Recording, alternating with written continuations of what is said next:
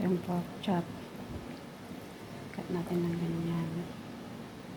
Tapos lagyan natin ng luya. Marinate natin ng luya.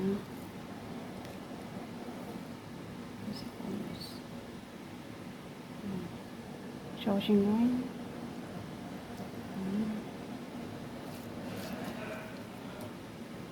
Tapos lagyan natin ng oyster sauce, chicken powder, white sauce,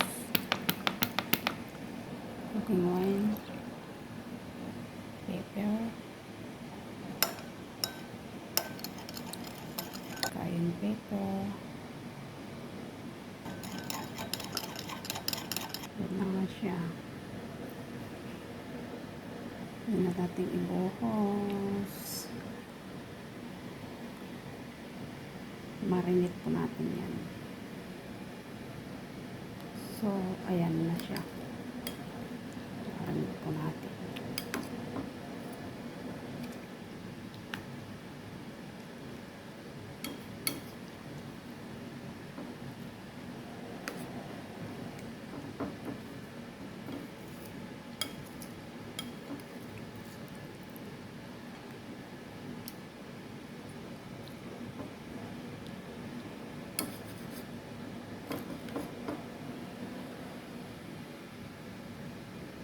Marinate po natin siya ng 2 oras.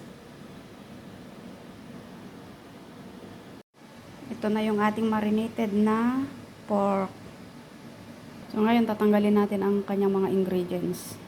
So ito na nga, separate na ang kanyang mga ingredients. Tinanggal na natin ang kanyang mga ingredients. Maglagay din tayo ng kaunting corn flour, tapioca starch. Ayan. Masamasage natin. Ito na nga siya. Maglalagay na din tayo ng kaunting mantika.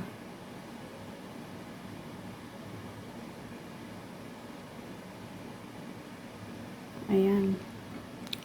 Saka natin. So, ito na nga. Magluluto na tayo sa pan. So, pwede na natin lutuin sa low heat.